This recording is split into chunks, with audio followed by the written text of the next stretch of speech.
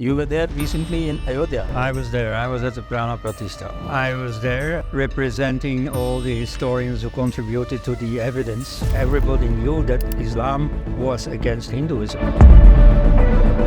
There was an intentional genocide by the Nazis on the Jews. Islam was very proud of its brutalities. Yes. We had an academic movement to whitewash these crimes. How was it possible?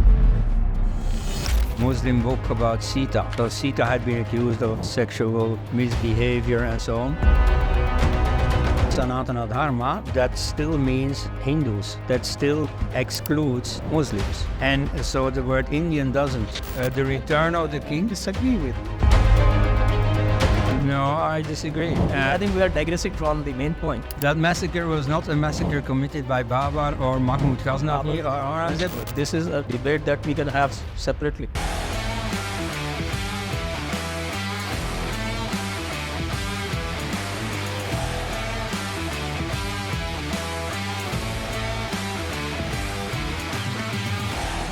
My honor to be here, and thank you very much. Let me have the pleasure of shaking you by the hand, as a Brit would say. Namaste. Welcome to this edition of the Jaipur Dialogues podcast. Today I have with me a very renowned author, a philologist, and an Indian historian. And his name is Koenraad Elst. I'm sure you all would have heard of him. He is actually a Belgian, but in his outlook, he is more Indian than European. Welcome, Koenraad. Yes, happy to be here. You were there recently in Ayodhya. So I was there. I was at the Pratishtha. you were there at Pratishtha. You were invited by the VHP. Yes, I was invited, and I was there essentially representing all the historians who contributed to the evidence and who are not there anymore. So also invited were Meenakshi Jain, who wrote the last 10 years a number of crucial books about the temple issues, also about Mathura and about Kashi just now. Then K.K. Mohammed, the archaeologist, who of course played a key role in the 2003 court-ordered excavations, who apparently was already present as a young man with the team of Bibi Lal, who excavated around the Babri Masjid in the 1970s. So they couldn't be there for health reasons. Then there was Arun Shauri. Even though at a very high age, he's still very healthy. Nevertheless, he's a bit too embroiled with the BJP to come and make his presence felt. So I was there. Arun Shauri didn't come. No. But so I, at the time of the collection of documentary evidence, it fell to me to string all the proofs together into a coherent narrative, which was published by Sitaram Goel. So that's my involvement. Later, in two books, I've also added some evidence of my own. I mean, there's plenty of evidence. There's no doubt anymore, of course, that there was a temple there. But so I was, carrying the flag for the absent scholars. All right. Yes. We'll talk about your book, a very interesting book that you've written, Negationism in India. Mm-hmm. And this is principally about negating or not accepting or whitewashing Yes. the sins of Islam in India, Mm-hmm. especially the murders that they did, the massacres that they did, the forced conversions that they did, Yes. and the entire brutal saga of Islam. That is sought to be whitewashed. Not so much today, because today I think it's come out pretty much in the open. The internet has been very hostile to the Islamic narrative. What do you say? Well, by now, of course, the message formulated 30 years ago by people like Ram Swarup and Sitaram Goel has now percolated to very large numbers. So back then you had shabby little booklets and they reached a few thousand people and that was it. Today, through podcasts, they reach millions. So the atmosphere, the general mentality certainly has changed. And so the eminent historians, the denier historians can't get away anymore with what they tried to do about Ayodhya in the 1990s. So yes, the attitude there has palpably changed. Yeah, and now we are also getting a fresh crop of historians who are coming out and writing boldly about these issues. Yes, I am very happy to see that. So yeah, there's a lot of new things coming. You have, of course, Vikram Sampath's name everybody knows. He also has just published a remarkable book about the history of Kashi. Then you have all these new people that I've only met very briefly, like Abhas Malahiyar, like some people who go by pseudonyms, like True Indology, a few names like that. Then you have people who do journalism, but who at the same time contribute a lot of historical facts that play a role in explaining today's events. People like Swati Goel Sharma, like Nupur Sharma. And so, I'm very happy to see these new people come up, of course. Yes, not only these new people have come up, they've also received very, very favorable reaction from a very large number of people. Right. And we see that the fence-sitters, which used to be a very large number at one time, and the fence-sitters who would always be saying, okay, why dig up old feuds and yes, why not let sleeping dogs lie and let bygones be bygones and live happily with each other. They seem to have changed. Well, I am not against the principle of let bygones be bygones. You see, there is a difference between forgiving and forgetting. I don't think that much of an issue should be made today in dealing with fellow human beings today about the history of religious persecution in the past, or similarly of racial slavery in America or wherever. But it is important to know that these things have happened. And so what political choices follow from that, that's a different discussion. But the historical facts are just there. And so the history of American slavery, for example, is not controversial. Whether today there should be a policy of affirmative action and the like, that's a totally different question. But that there has been a fact of racial oppression, that nobody doubts. And so similarly in India, you very much can ask, this political notion of minority versus majority, for example, is that correct? In a democracy, there is no such thing as majority and minority. There are just citizens. And so anyway, it's a discussion whether there should be reservations and so on, okay? But the historical fact, especially of the religious persecution, is simply there.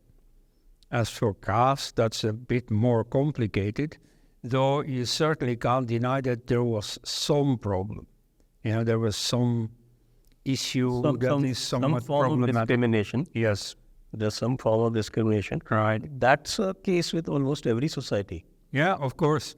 Of course, so you see there, Hindus have been pushed into a corner for something that counts in most societies.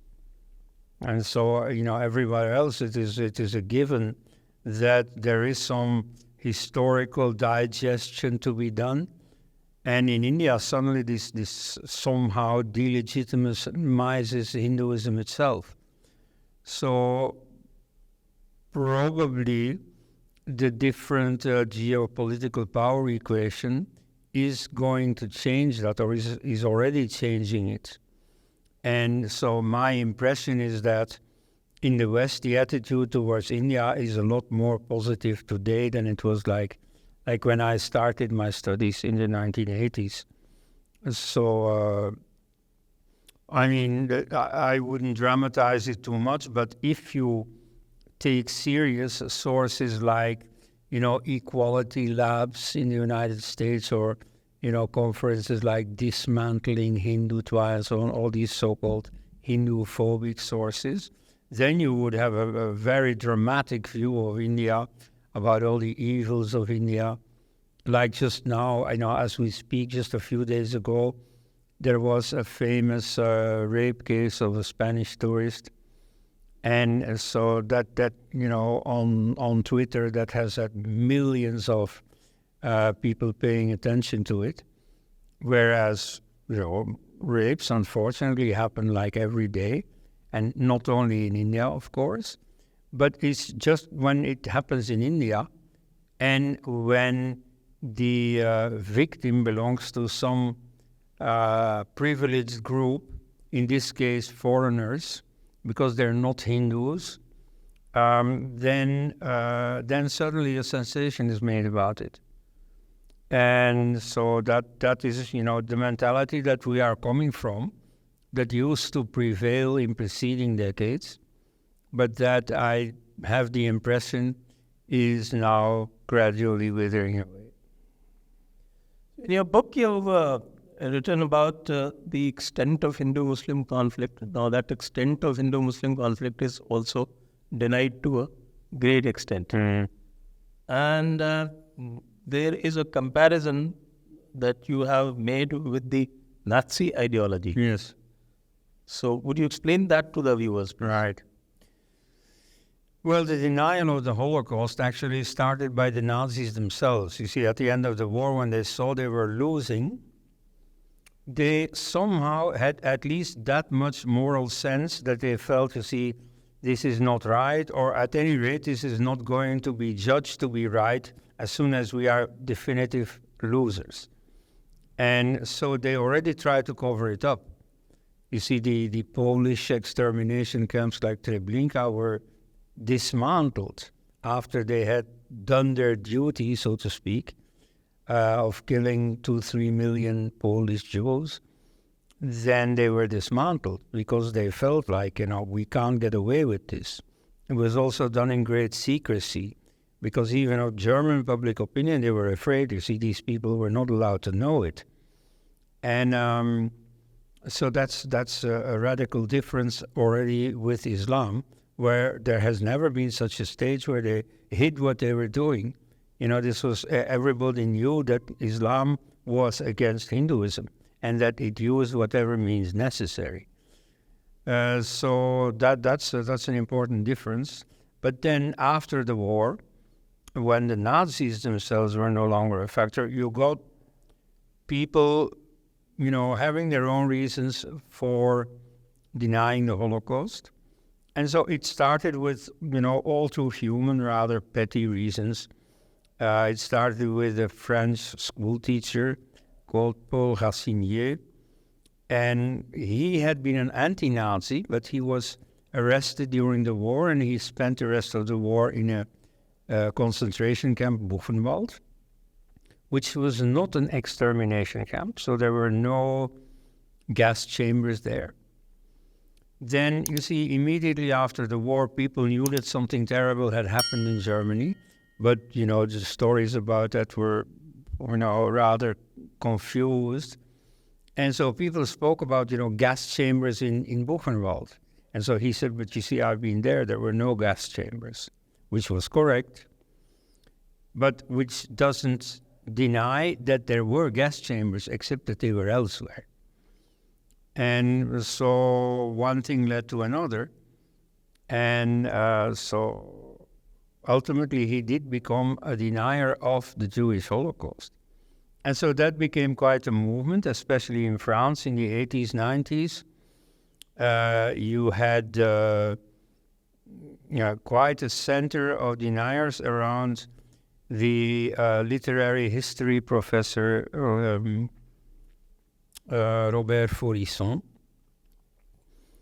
And so then you also got a reaction against it, namely attempts to prohibit this by law, which effectively came into force. So now, of course, in Germany, in France itself, in Belgium, in a few other countries, denial of the Holocaust is prohibited, which, as a free speech absolutist, I don't think is good. And so it has some perverted effects. Like, for instance, deniers use it as an argument that, yeah, there must be something to it, otherwise they wouldn't prohibit it. And, I think that's an unhealthy development. Also, many other aspects of World War II history are being, not denied or suppressed or so, but there is a great unease about them. And so that should all be avoided. And so I learned at the time of Prime Minister Tony Blair in the United Kingdom that he proposed a similar law and that the Jewish community in Great Britain rejected it. They said, but you see, we are so happy and so successful in Britain precisely because of freedom. And so we don't want to sacrifice that, not even to our own perceived community interests. So that is the correct attitude. But meanwhile, of course, this denial forms a certain problem, and there are not many, but there are people who don't know much about history and so who fall for it. However, I note that phenomenon is well past its peak. You see, the 90s were the glory years of negationism. Ever since it has gone down, the last great moment was 2005, when the Iranian president Mahmoud Ahmadinejad organized a negationist conference in Tehran. And so all the big names were present there. But you see, that was their last glory moment. I mean, after that, it went nowhere. The big names also started dying off. Some of them also converted, dropped negationism, started accepting the Holocaust. Like a big name you may have heard is David Irving. At some point, he very much was a denier.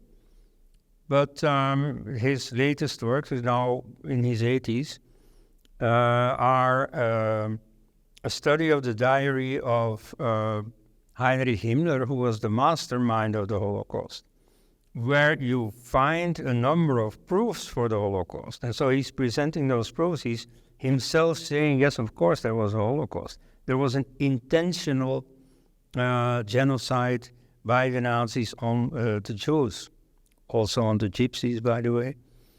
And so the sort of creative period of negationism is over. However, it's not over because now the Muslim world has picked it up.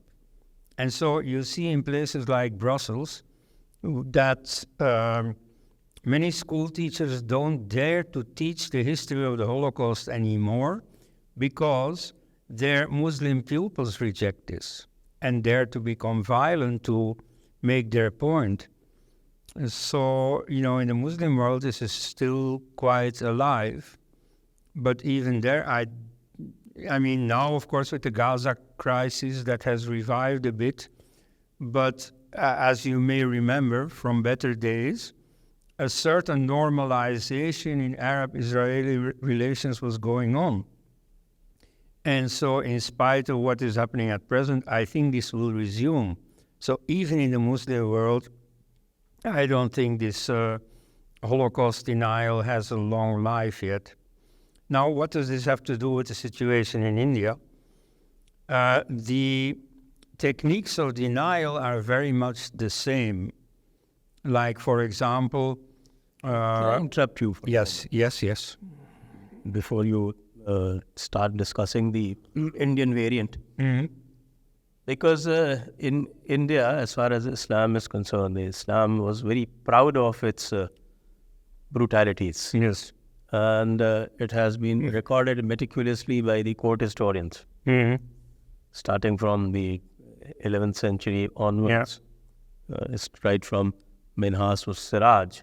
and right down to this guy, Aurangzeb's court historian, the guy who wrote Massacres on Giri. Yeah. And all of these were translated into English by Eliot and Dawson. And the British at that point of time, they very faithfully had it translated, because I think they wanted to show to their Indian subjects that they were far more benign Yes. compared to the erstwhile Muslim users.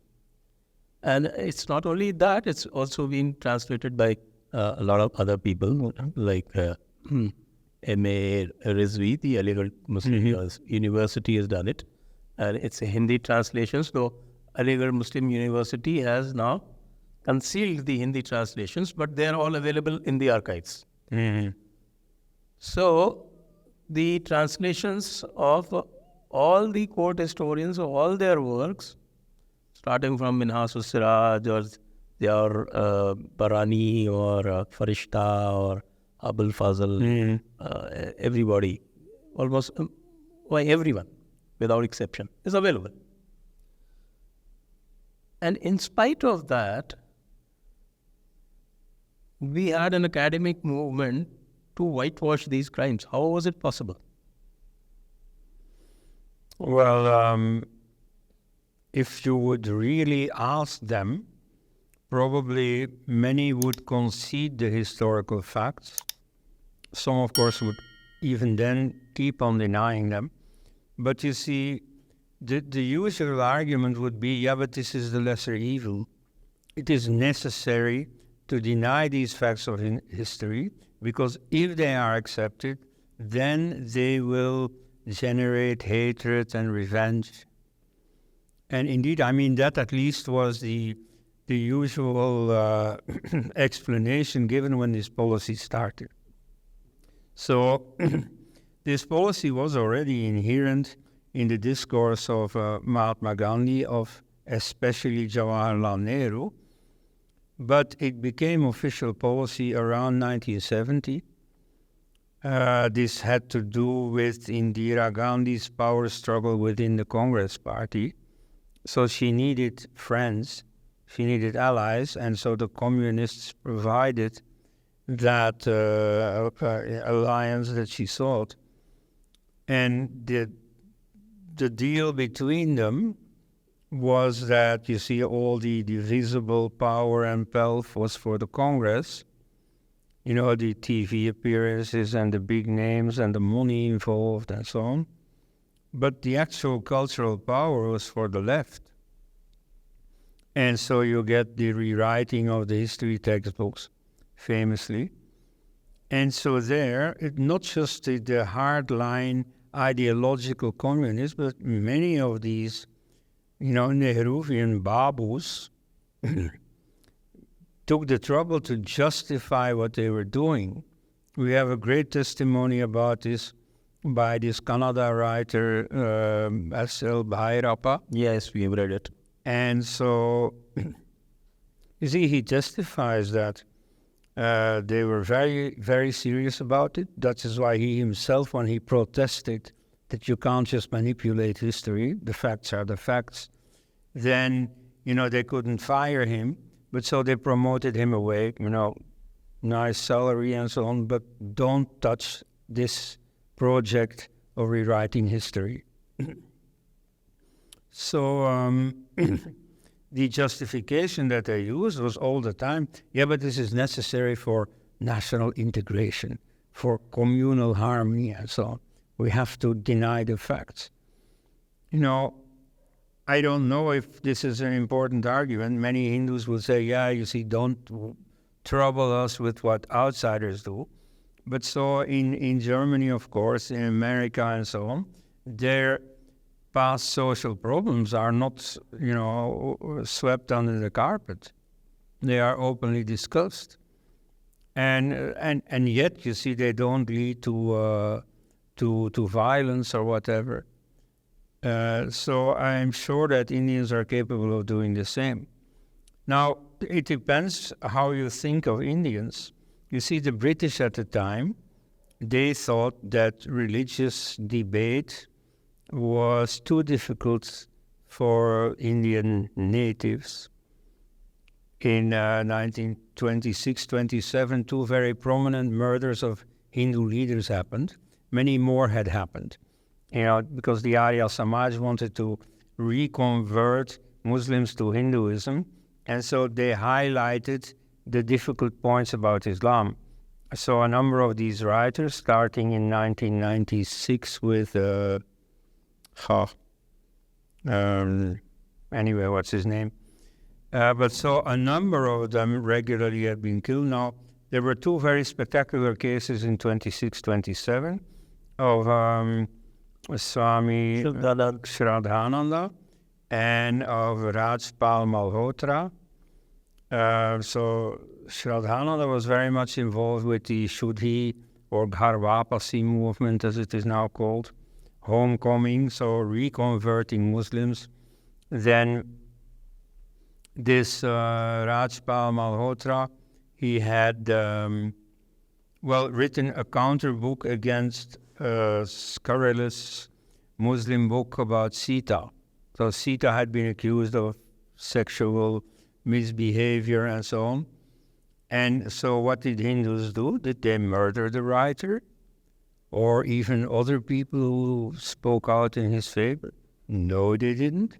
They did the civilized thing. They said, okay, if we don't like a book, the best answer is a counter book. And so it's just like 2 years ago with Nupur Sharma. You see this in a TV debate, this Muslim spokesman, Taslim Rahmani, insulted Shiva. And so she said, well, if you want to behave like that, everyone can do this. For instance, Muhammad, and then she quoted from the traditions of the Prophet, what Muhammad had done, at least according to Muslims themselves. So you see there, the answer was, if you talk, well, we can also talk. And by contrast, the Muslim reaction was different. 7 people who had spoken out in favor of Nupur Sharma's position were murdered. Several of them beheaded exactly as their slogans wanted. So at that time, the same thing. You see, Hindus reacted by writing, and Muslims reacted by murder. So these two people were killed, and then the British said, let's stop this. And so their solution was not to stop murders. No, their solution was to stop religious criticism. Yeah, that's exactly what. Yeah, and so then you got this Article 295A that prohibits anything that can be construed as an insult by whoever feels sensitive enough. And so that indeed, you see, at the time that was simply a shielding of Islam from criticism. You see, Christians or Hindus didn't think in those terms. It's only recently that they've discovered what power this law gives them. But so, the point I was making is, you see, the British realized, of course, that in England, it was perfectly fine to criticize religions, and there were all kinds of debates between Anglicans and Catholics and Puritans and everyone. And they thought, well, yes, grown-ups like us, we can do that, but Indians are too emotional and, they're easy, swayed by propaganda, so it's not good for them. So they cannot have these religious debates.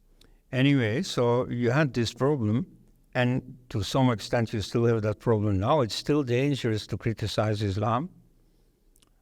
But there too, you see, I see a certain change in mentality. Right now, certain things, at least among Hindus, can easily be said.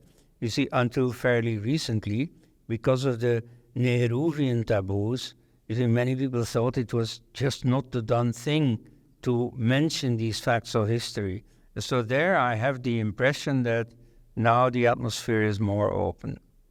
Not only atmosphere is more open, the discussions are far more open. And as I said, internet has actually spelled the death knell of this Yes. cover that was put.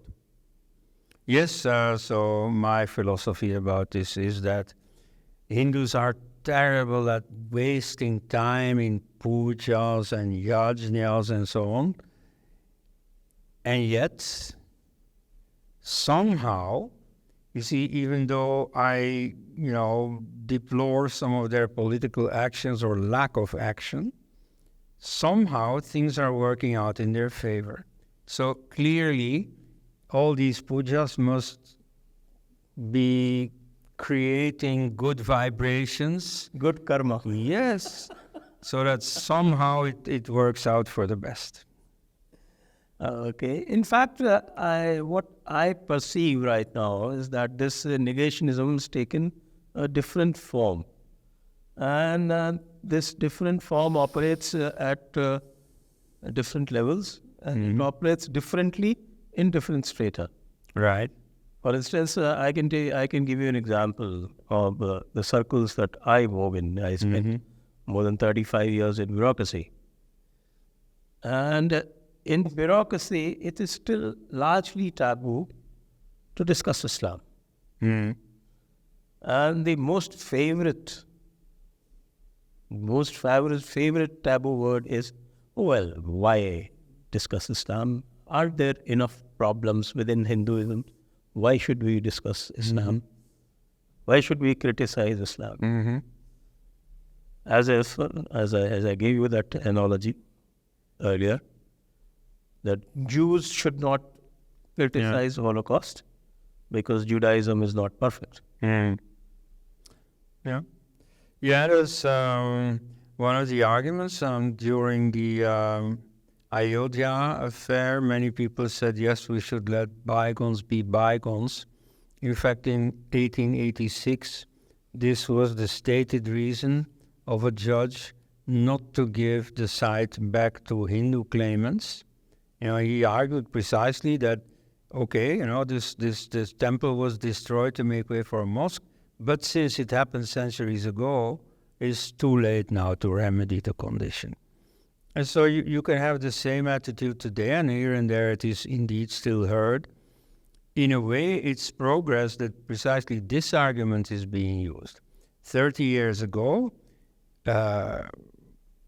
not just a small circle of so-called eminent historians, but all the media, all the foreign India watchers and so on, starkly denied that there had been a temple there, denied that there had been temple demolitions.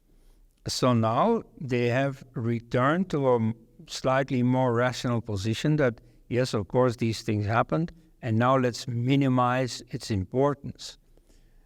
So in a way, that's already a step forward. And indeed, not everybody has to deal with that. I think as part of a history class, you ought to learn it. Otherwise, any conflict material between Hindus and Muslims only becomes important the day they start something about this.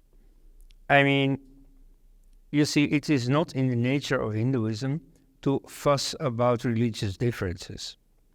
And so the problem with Islam is not that Islam is different.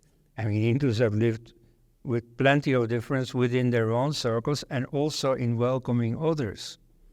You see, when they welcomed as refugees the Syrian Christians, they didn't ask, oh, but what is it that you do in those churches that we're building for you? This is just, they knew there are different religions. This is one more, no issue. Even the Muslims.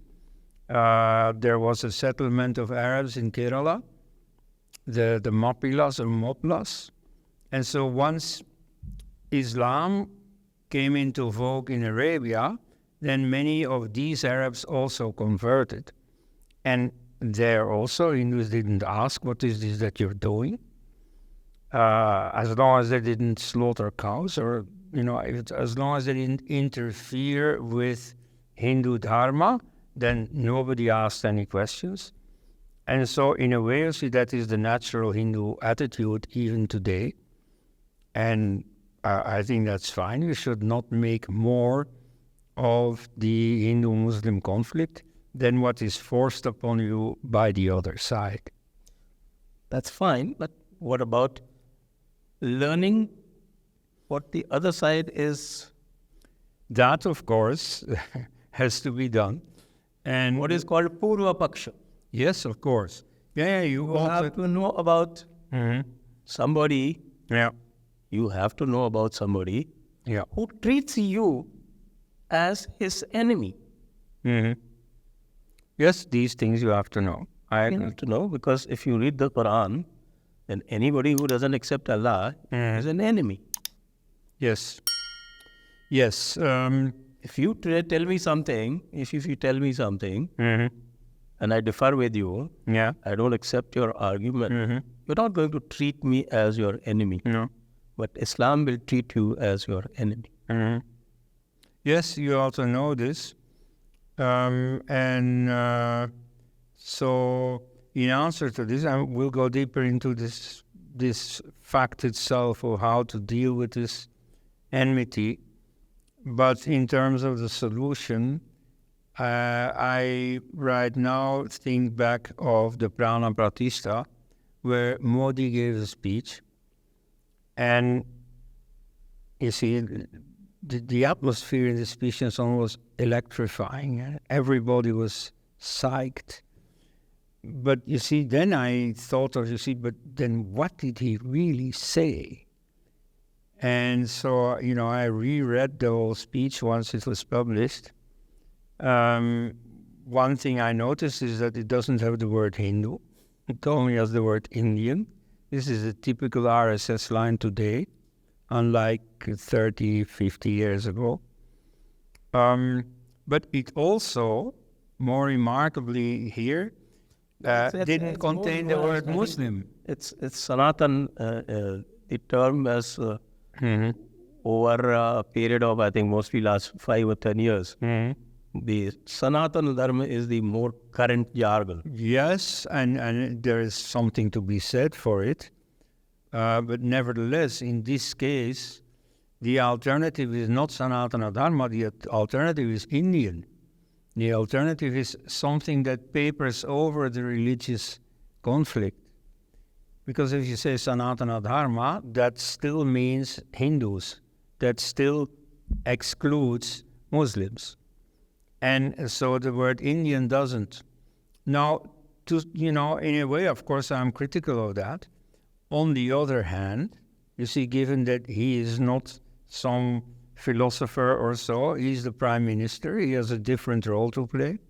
So in that sense, I can accept, that he, ignores the religious conflict from which, the new temple was born ultimately. I mean, you can't understand why this event in Ayodhya is so important if you don't remember the destruction that went centuries ago. So, nevertheless, he didn't mention the origin of that conflict. You see, he only said the return of the king. I disagree with you, slightly, because Yes? I have the speech here, Yeah, okay. and he mentioned it.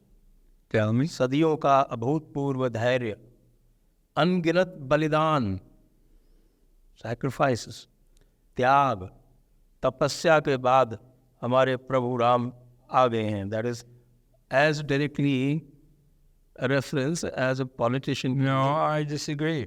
The point is that he only mentioned the Hindu viewpoint. The Hindus brought sacrifices. Yeah, but why did they bring sacrifices? Because the Muslims forced these upon them.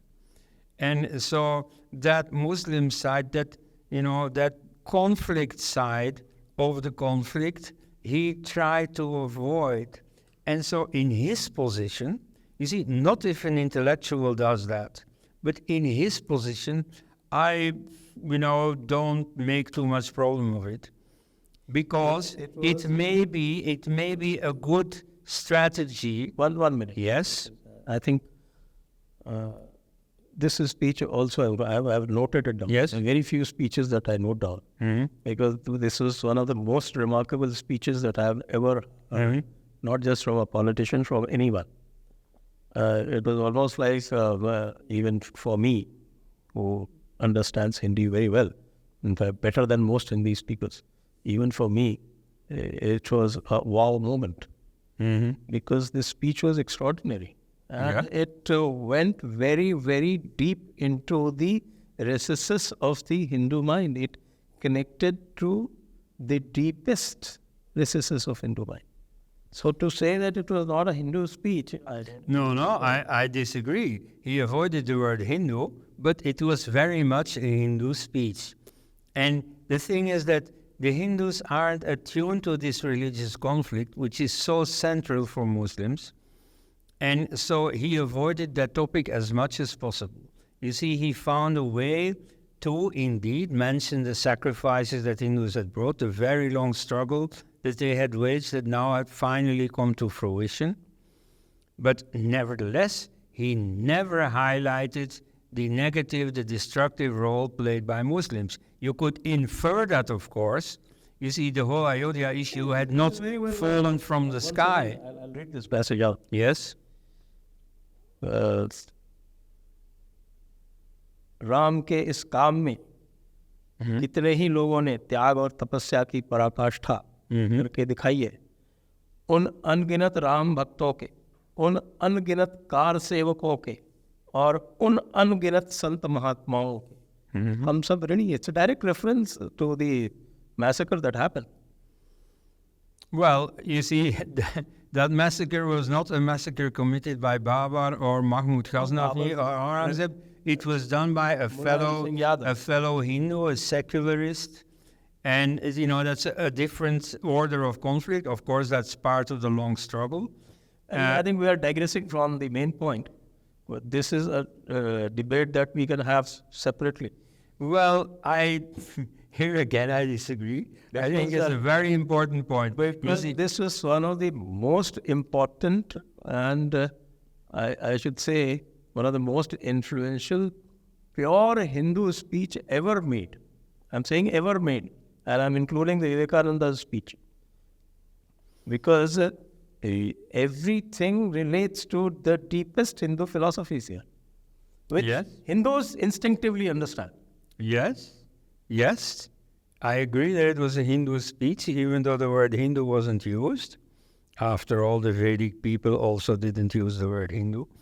But it was not a speech about conflict with Muslims. And I emphasize this because in all the foreign reporting, you see, they in turn emphasized, he dared to ugly, vicious, build a temple on a destroyed Hindu Muslim mosque, right? And they didn't mention at all that mosque itself had been built on a Hindu temple.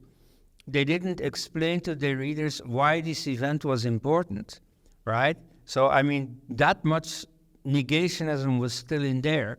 They didn't deny the history of temple destruction, but they also didn't mention it. And so that's a typical disinformation technique. Imagine that the history of World War II starts on 6th of June 1944 with the invasion, the military invasion of the Anglo-American forces against Nazi-defended Europe. Okay, so if you don't have the prehistory of the Nazi initiative to start a war and so on, you might feel for the Nazis who are poor, defenders being attacked and so on. So this is how usually Hindu-Muslim conflicts are described. You see, they only become news the days Hindus start to react. Like the great Calcutta killing, you see, it was an absolute massacre of Hindus. Well, it becomes news the day Hindus start to defend themselves. So, you see, this is the atmosphere in which it was described.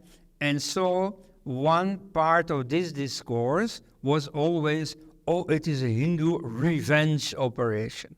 Now, it's of course not revenge. Revenge would be that Hindus go to Mecca and destroy the Kaaba. The problem in the West is that they seem to frame a lot of these conflicts in their own blood libel issues. Mm-hmm. Yeah. After all, this entire Jewish Holocaust is blood libel. So they think that Hindus also do the same. Yes. Because they also see some similarities between Hindus and themselves, Hindus are the majority. And you see, in the new woke worldview, the majority is always in the wrong. And so just the way as, you see, whites have oppressed blacks in America, it follows in their framework that the Hindus have oppressed the Muslims, that they owe the Muslims. Like Manmohan Singh said, they have a first right to our resources. Whereas the historical fact is that, yes, there was religious oppression, namely by the minority of the majority. So, there is a lack of understanding, quick, hazy assumptions, projections of Western situations onto India. That's all there. However, my point here is that they emphasize that Hindus were taking revenge by opening this temple, whereas that had nothing to do with it. Hindus were simply taking back what is theirs. They even, allotted a big space for a big mosque to Muslims somewhere in the neighborhood, which normally when you recover something that was stolen from you, you don't have to do. You don't have to reward the thief. But okay, this is what they did. And the point is that they never took revenge, and indeed, they did the necessary to avoid the revival or the continuation of this conflict. And so that's precisely what is special about Modi's speech. He didn't speak about the role of Islam, except in an implied sense. Yes, you see, Hindus had to fight and so on, but he didn't say against whom they had to fight, why they had to fight, and so on. And that shows a certain wisdom. You see, when Meenakshi Jain writes a book about this Kashi conflict, for example, of course she's going to mention what Muslims have done, what Hindus have done against it, and so on. But in the role of a prime minister, it indeed does show a certain wisdom not to go into all these details. So in a distance, yes, of course, we all know what this is about. We know that there was a temple destruction and so on. Nevertheless, right now, it's good times. It's Achhe right now, we have the return of the king. Rama has come back. And so we're focusing on that. You see, the conflict is over. Right now, Rama is back home. Now, from here onwards, we're going to live in a renormalized situation. And so these unfortunate events from the past, we're not going to return to those, except if they're forced on us. And so right now, we are having good times. We don't need to deal with them. So for now, we're going to be discreet. I think that's ignited another debate. Mm-hmm. And that debate basically centers around Sitaram Goelji's famous book, Indian Temples, What Happened to Them. Yes. And he has catalogued, I think, about 1,800, 1,900 temples. Yes. And there are three divergent viewpoints. I am in the middle. Mm-hmm. There's one viewpoint that says that, okay, let's take 3 and leave the rest. Mm-hmm. The other says there are 40,000 and we want all 40,000 back. And I've been telling them that, well, they may be 40,000, so let's document them all. Otherwise, concentrate on the documented ones. Mm-hmm. And the documented ones, we have what Sitaram Goelji did. Unfortunately, nobody carried that forward after he passed away. I think that's an important work that should have been, probably he had another list which he could not publish. Well, about Kerala, a new book has been published. In fact, it's only volume 1. And so Kerala is one of the least affected sites. You see, there all the cases pertain to Tipu Sultan and to the Mopla rebellion. But already he can fill 2 books with those cases. Okay, so that gives an idea. In Sitaram Goel's book, there are only 2 cases from Kerala. In fact, there are hundreds. So you see, if you extrapolate this to the other states, of course, many thousands more will be found.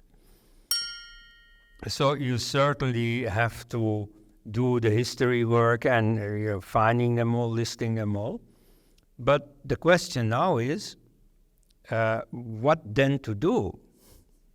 And so here, there is the recent historical fact that the Vishwa Hindu Parishad has made a formal promise. We want these three. And so you are somewhat bound by that promise. Only represent a section. There, again, you are right. Of course, that promise only binds them. But you see, many Hindus thought it was okay that they took a leadership role in this movement. I agree that, you can demand more of them. Maybe a few more I could even agree with, like this Martanda place in Kashmir. That's already under ASI, so that's not a dispute. Okay, so much the better. Under ASI. But so, there may be a few important ones. But in general, I don't think much is gained by making a fuss about all these thousands. And that has to do with a different aspect of this whole problem. You see, there are conflicts between groups of people, like between ethnic groups. Now, an ethnic group you belong to by birth, and usually you also die in the same group that you've been born in. But the Hindu conflict with Islam is of a different nature. You see, Muslims are not naturally Muslim, even though there is an Islamic theology that says that everybody's been born a Muslim, that you and I are apostates. Yes. But nevertheless... It's that the Deobandis even say that the Adam was first born who first descended into India. Yeah. Therefore, India is their natural land. That was the original Deobandi argument of composite nationalism. So Muslims are not naturally Muslims, and they don't need to remain Muslims. And maybe throughout the centuries, it was very exceptional for a Muslim to convert to something else. Today, it so happens that this is being normalized. There are many thousands of ex-Muslims. There are Muslims getting converted as we speak.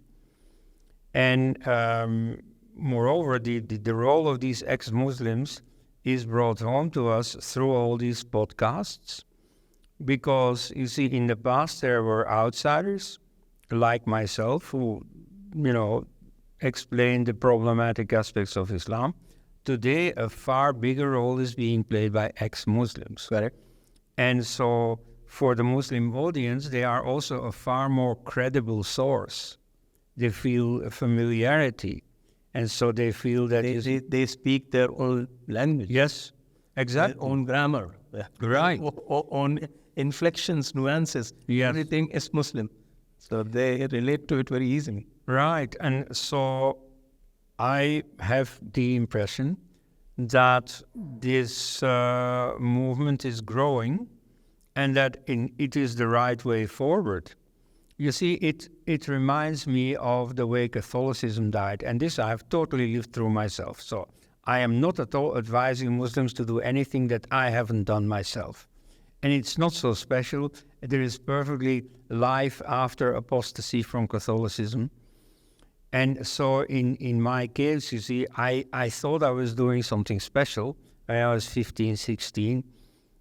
But in fact, this was a massive movement that was going on. And so initially it was the most adventurous, was the eldest son of the family, typically, who did this, like myself. But very soon, you see, everybody followed. And now practicing Catholics are a small minority. And so I see the same thing happening in the Muslim world. So in the 50s, the bishops made certain concessions to modern life, thinking that this was just a small concession. Whereas, in fact, it was the beginning of the end. And so when I now hear that Prince Salman of Saudi Arabia is taking small steps like permitting women to drive cars, he may think, I'm not sure of what he thinks really, but certainly many Muslims think that, this is an acceptable concession to modernity, whereas in fact it may be the beginning of the end. Or perhaps even Prince Salman thinks, I want the end. I'm not sure, I don't speak out on that. But at any rate, I think that is going to be the result. How long it will take, not sure, but it may go faster than seems probable today. And so the most troubling factor is what non-Muslim authorities are doing with this. You see, if I look at Europe at the moment, the biggest defender of Islam is the Western authorities. When there were terrorist attacks in Brussels, several of the government leaders said, but you see, this is because they learn the bad Islam. What we need is more Islam. So instead, you should just accept that, what people naturally already concluded. You see, clearly it's not true that terrorism has no religion. Clearly there is a relation between terrorism and Islam. And so the criticism of Islam would have grown, would have increased. Instead, you get situations like President George W. Bush, who just after 9/11 says, Islam is a great religion. Well, so you see, in that sense, the decrease, the dismantling of Islam is held up by non-Islamic authorities. Nevertheless, you see, these are all interesting data, but in the long run, I don't think they'll make a difference. Compare that situation with the Indian situation. Well, exactly. You see, in India, you have the same problem, you have the same attitude, and I really think, I'm convinced that is not really going to make much difference.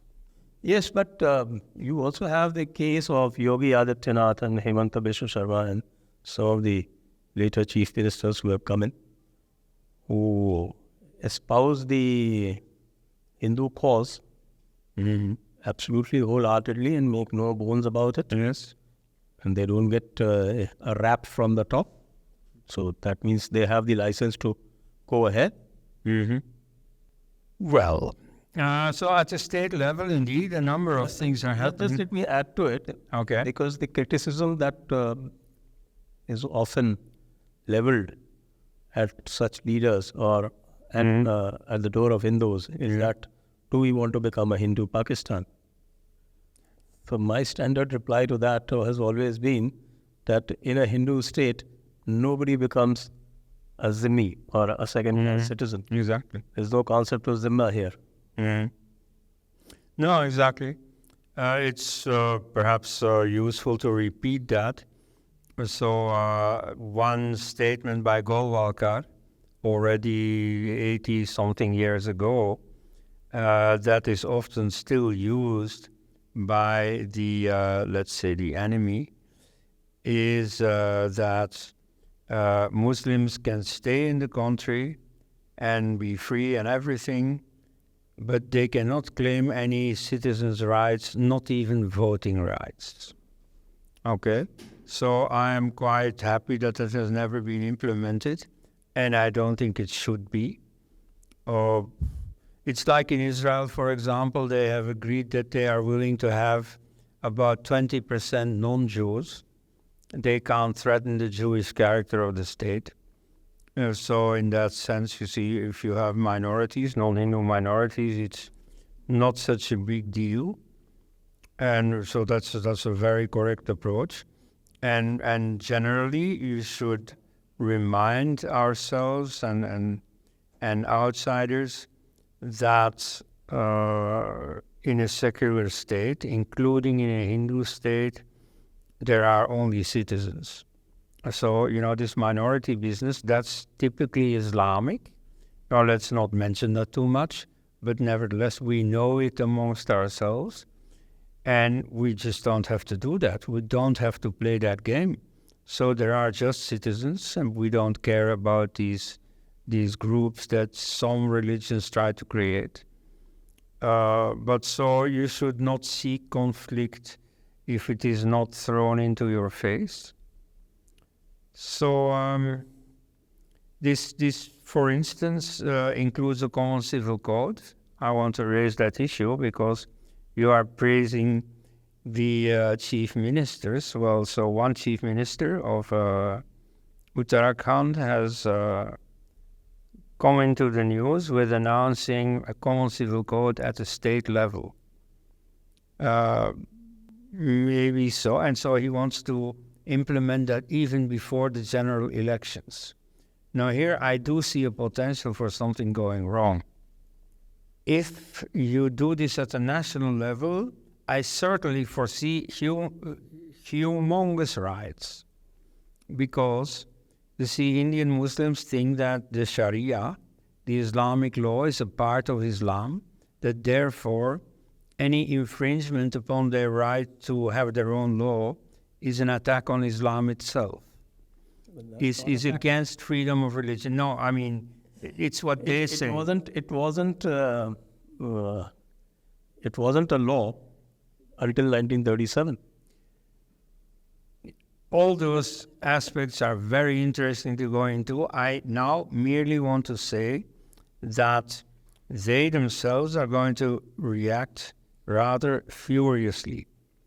Now, to do this at the level of just one small state actually might be some term that the BJP devotees misuse all the time, namely a masterstroke.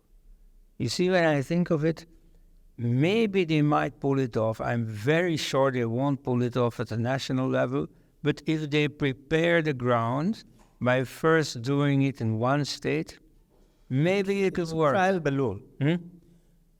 I have labeled a trial balloon. Yes, exactly. Now here, I can't predict what's going to happen.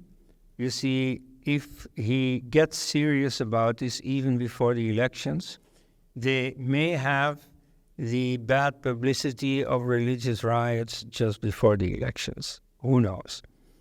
But otherwise, I mean, in principle, of course, I'm in favor of a common civil code. And I mean, I've always known one in my country, and I think it's normal and healthy. But you see, I'm not sure that, it'll work here for now. In the long run, of course, it'll work. But you see, I think personally that you should put first things first. And so this common civil code... you at this point. Yeah. This uniform civil code, of course, it's my special area of interest. I've done a lot of studies in this. You would be surprised to know that this uniform civil code used to operate until 1937, till Muslims were thrust with Sharia law. 90% of Muslims did not used to follow them. In Kerala, they used to follow the matrilineal rule. In Mewat, they used to follow the Hindu customs. Yes, Except the gentry, this UP variety that created Pakistan, none of them used to follow it. but the Islamization of the Muslims is precisely a very important project. In 1937, they blackmailed the ulama, the Maulanas, blackmailed the British and the Congress. Of course, Nehru at that point was very keen to have a Muslim constituency within Congress, for which he was working very hard. And Jinnah was competing with him because in 1937 elections, he had badly failed. So it's a product of that. It has nothing to do with the universal application. But let that be, because that's... Now, first of all, that Muslims in India in large numbers were not fully Muslim, were not practicing everything that Islam requires of them. That's well known. That's, for example, why you had the Tabligh movement, which meant precisely to weed out non-Islamic practices from Muslim life. And so this is just an element in it. But the point here for the limited topic that we're discussing here is that the ulama managed to force the British into giving them anew the application of Islamic law. Now, to achieve the instauration of something usually is far more difficult, far more demanding than simply demanding the maintenance of something. So if they want the maintenance of the present system with a separate personal code for Muslims, it takes a lot of willpower, a lot of determination on the part of the government to deny them that maintenance and to instead foist upon them a common civil code. So I'm not sure if the BJP is capable of that. Anyway, my point was that, you see, in the long run, I am of course in favor of a common civil code. Nevertheless, there are more urgent things to do. And so the most important thing, the absolutely most important Hindu issue at the moment is weeding out the anti-Hindu discriminations from the Constitution. And so, I mean, I just don't understand it. You see, nowadays Hindus talk about self-respect, and yet nobody's making an issue about this absolutely demeaning, humiliating situation that Hindus are second-class citizens in their own country. I mean, come on. They have the power to change this, to remedy this, and this is not being done. Instead, very risky things are tried, like the CAA, for example, now the Common Civil Code. Maybe they can pull it off, maybe it goes well, maybe not. By contrast, this abolition of these discriminations is not only, in my opinion, far more important, far more consequential for Hinduism itself, it's also very easy to do. You see, it doesn't hurt anyone else. Nobody needs to object to it.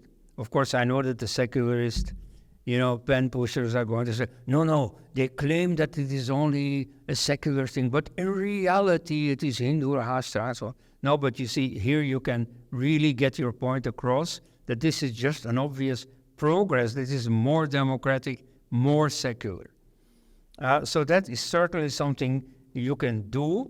Moreover, I think that if necessary, and with the kind of majorities that they now have, it is hardly necessary, but if necessary, they can certainly cobble together a 2/3 majority for this in Parliament, because some other parties or some other individual politicians are simply going to vote for it because they can't object to it. They can't go public and say, no, I am for inequality. I think we must have discrimination against Hindus. No, not even Rahul Gandhi is going to say that. So you are going to get some support also. You are going to get a majority for this, and this can pass smoothly. Yes, and we also need to correct our history books. Yes. Not just history books. The entire NCERT framework is wrong. Mm-hmm. Even in social sciences, even in sociology and anthropology, they have put in all kind of wrong facts. Yes, and they promote the Aryan invasion theory. Mm-hmm. Yes, on that field there is not much reason for optimism. I spent a month at the Chanakya University in Bengaluru, which is one of the upcoming Hindu projects, private, not a state initiative, but still. And even there I found that they organized very woke, seminars for their professors and so on to get with it, the new age. And so I thought, what is this, you see? Is this why you found a Hindu university answer to Ashoka University or so? To get rid of this leftism, in order to get this leftism through the back door. Or for instance, in Banaras Hindu University, which I know fairly well. This used to be, in spite of everything, still very much a hotbed of Hindu politics. Yet, you see, a few years ago, there was a leftist vice-chancellor who immediately used his power to nominate as many leftists as possible. Now, fortunately, now there's yet another one. But so, nevertheless, I do see this non- or anti-Hindu influx still continuing in spite of this Hindu government. Yes, so yes, that is definitely a very important project. A very important correction requires to be done there. And there are also areas where Hindus are directly getting impacted now. They didn't get impacted earlier. For instance, the Waqf Act. The Waqf Act earlier used to apply only to Muslims. But then in 2013, they amended the law. Now it applies to everyone. So the Waqf can claim anybody's land. Yes. And you can't go to the civil court. Earlier, that wasn't the case, that if you claimed any non-Muslim's land, then he would take you to the civil court. So those are the kind of changes that are required. I definitely agree. What about the Places of Worship Act? Yes, well, historically... Let me put it in perspective. Yes. The Places of Worship Act, 1991, the only difficulty that we find, there are two sections that are obstructive, Section 3 and Section 4. So Section 3 basically says that, okay, you cannot change, cannot change the character of any place. And Section 4 says that the religious character of any place will remain the same as it was in 1947, as it was on 15th August 1947. So, of course, 15th August 1947 is an arbitrary date. But then this religious character thing has been almost practically been neutralized by court observations. And everywhere it is held that, okay, the religious character can only be determined as a civil dispute. And if it is a civil dispute, the religious character is a civil dispute, so that basically means that Places of Worship Act becomes nugatory. It is completely negative. So, what's your opinion? Well, historically, it was enacted as part of a plan by Prime Minister Narasimha Rao to do the usual Congress thing, horse trading. And so he was giving to the Muslim side this in order to give to the Hindu side the temple. And so he thought it was necessary to assure the Muslims, this is not the start of a slippery slope where we're going to take all your mosques. You see, rest assured, please make peace with this new temple, and then nothing else will be done in the field of temple mosque ownership. I read a lot of BJP devotees saying, oh, this proves that Congress is anti-Hindu and so on. Not really. You see, this is still the old Congress, which tried to be all things unto all men. And so they wanted to give something to Muslims because they also wanted to give something to Hindus.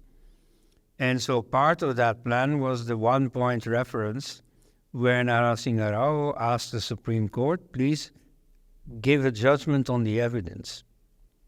Because his philosophy, like of Rajiv Gandhi before him, was that the future of the site, whether to build a temple or not, should depend on the past of the site, whether there was a temple or not.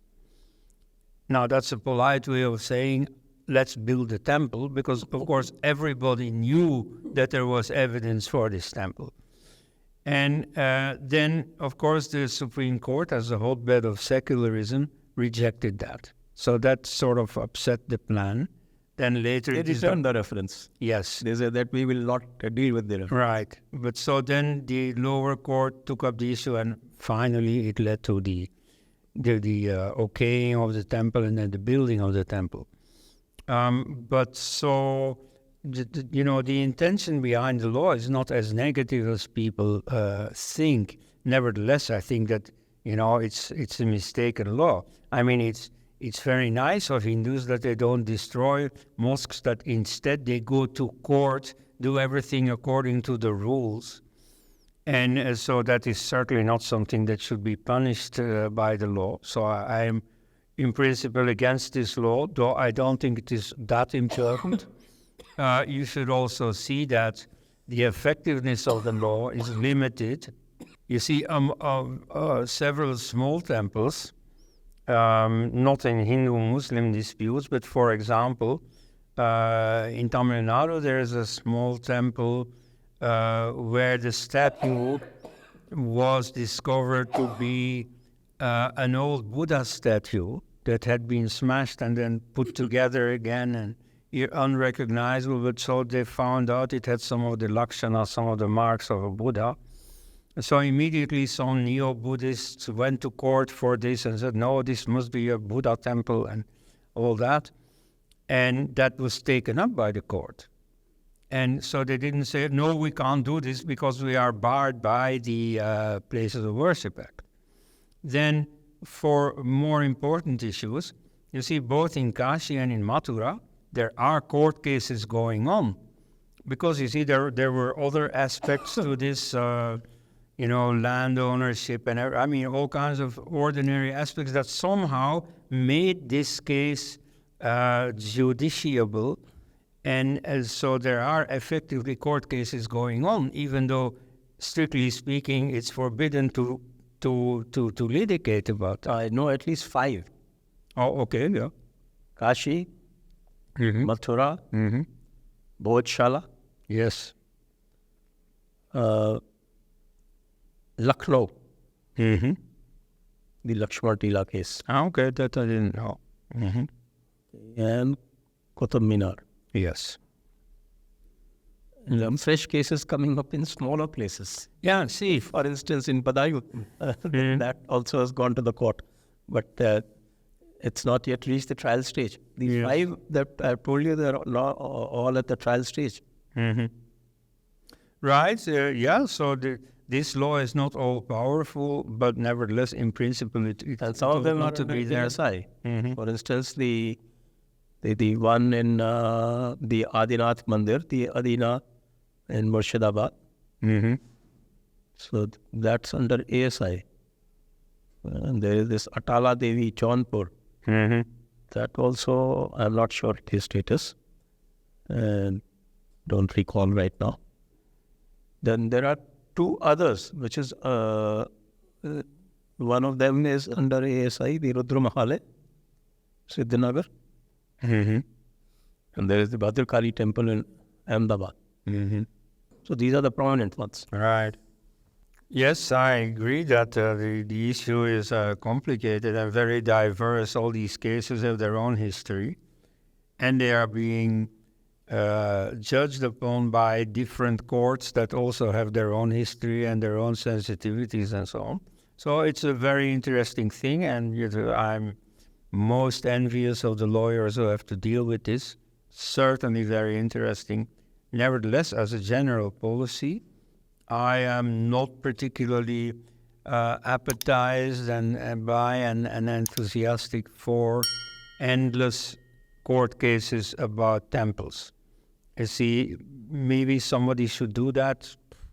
Don't know, but you see, ultimately the solution will lie in the more ambitious project of bringing the Muslims back.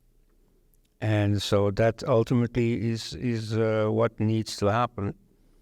And, they have all kinds of things that they can become if they don't like the Shankaracharya's type of Hinduism. With Parsis or Jews or so, you have no problem. If that's what they want to become, okay. But so in general, I think that, every religious Indian is a Hindu. And so in that sense, you see, they can come back into the fold. Several sampradayas which accept them very gladly. Yes. This Darshanam Shankar is followed by hardly 1 or 2% of Hindus. Mm-hmm. Most of them follow Bhakti Sampradayas. Yes. Who are very open. And there are proselytizing institutions. Ramakrishna Mission is one, but ISKCON is the biggest. Yes. ISKCON is there. Arya Samaj is there. So there are so many institutions that are ready to welcome them with open arms. Right. Yeah, so there is really no reason to continue what ultimately now amounts to a superstition. I mean, there is nobody who sent this book down to earth. It was just a product of some human brain. And so that could be interesting, but it's not divine. It's not the basis of a religion. So if we see all that in its proper perspective, I don't think much more blood need to be spilled on these old religious conflicts. So basically, the project endeavor should focus on bringing the Muslims back. I think so, yes. Thank you very much, Koenraad Elst ji. Thank you very much for coming to the Jaipur Dialogues studio and spending time with us. Mm-hmm. And thank you for all the viewers. Yes, glad I was here. Jai Hind, Jai Bharat, Vande Mataram.